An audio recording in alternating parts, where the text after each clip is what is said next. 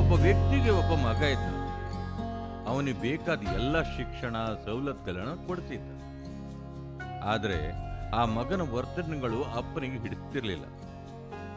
ಮಗನ ನಡವಳಿಕೆಯನ್ನ ಹೇಗಾದ್ರೂ ಮಾಡಿ ಸರಿಪಡಿಸ್ಬೇಕು ಅಂತ ಬಹಳ ವರ್ಷಗಳ ಕಾಲ ಆ ತಂದೆ ಪ್ರಯತ್ನ ಮಾಡಿದ.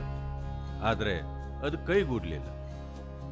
ಮಗ ಬೆಳೆದು ದೊಡ್ಡವನಾದ ಮೇಲೆ ಒಂದಿನ ಕರೆದು ಬುದ್ಧಿ ಹೇಳ್ದ. ನಿನ್ನಲ್ಲಿ ಮನುಷ್ಯತ್ವ ಬಿತ್ತಬೇಕು ಅಂತ ಬಹಳ ಪ್ರಯತ್ನ ಮಾಡಿದೆ, ಆದರೆ ಅದು ಸಾಧ್ಯ ಆಗಲಿಲ್ಲ. ನೀನು ಜೀವನದಲ್ಲಿ ಎಂದಿಗೂ ಪುರುಷನಾಗಲು ಸಾಧ್ಯ ಇಲ್ಲ ಅಂತ ಸಮಾಧಾನದಿಂದ ಮಗನಿಗೆ ಹೇಳ್ದ. ಇದನ್ನು ಆಲಿಸಿದ ಮಗ ಸಿಟ್ಟಾದ.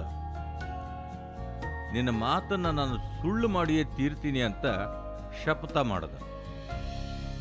ವರ್ಷಗಳ ಕಾಲ ಕಷ್ಟಪಟ್ಟು ದುಡ್ದ. ಕೊನೆಗೊಂದಿನ ಅದೇ ಊರಿನ ಆಡಳಿತಗಾರನಾದ. ಒಂದು ದಿನ ತನ್ನ ಭಟರನ್ನು ಕಳಿಸಿ ತಂದೆಯನ್ನ ಕರ್ಕೊಂಡು ಬರೋಕೆ ಹೇಳ್ದ.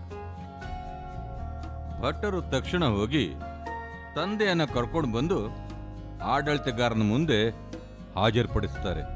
ತನ್ನ ಮುಂದ್ಗಡೆ ನಿಂತ್ಕೊಂಡಿದ್ದ ತಂದೆಯನ್ನ ನೋಡಿ ನಕ್ಕ ಮಗ, ನೋಡ್ದಿಯಾ, ನಿನ್ನ ಮಾತನ್ನು ನಾನು ಸುಳ್ಳು ಮಾಡಿದೆ.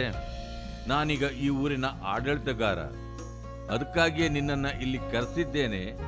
ಈಗೇನು ಹೇಳ್ತೀಯ? ಈಗಲಾದ್ರೂ ನೀನು ನನ್ನ ಪೌರುಷವನ್ನ ಒಪ್ತೀಯ ಅಂತ ಕೇಳ್ತಾನೆ. ಮಗನ ಮಾತಿನಿಂದ ಒಂದಿಷ್ಟೂ ವಿಚಲಿತನಾಗದ ತಂದೆ, ನೀನು ಹೇಳೋದೇನೋ ನಿಜ, ನೀನು ಈ ಊರಿನ ಆಡಳಿತಗಾರ, ಆದರೆ ಈಗಲೂ ನೀನು ಮಗನೂ ಆಗಲಿಲ್ಲ, ಪುರುಷನೂ ಆಗಲಿಲ್ಲ. ಜಗತ್ನಲ್ಲಿ ಯಾವುದೇ ಮಗ ತಂದೆಯನ್ನ ಕರೆಸೋದಕ್ಕೆ ಭಟರನ್ನ ಕಳಿಸಿರೋ ಉದಾಹರಣೆ ನಾನಂತೂ ಕಾಣೆ ಅಂತಾನೆ. ಆ ತಂದೆ ಮಾತು ಎಷ್ಟು ನಿಜ ಅಲ್ವಾ? ಈ ಭೂಮಿ ಮೇಲೆ ಮನುಷ್ಯ ಎಷ್ಟೇ ಶಕ್ತಿಶಾಲಿ ಆದರೂ ಕೂಡ ಮೊದಲು ಮನುಷ್ಯನಾಗಬೇಕು.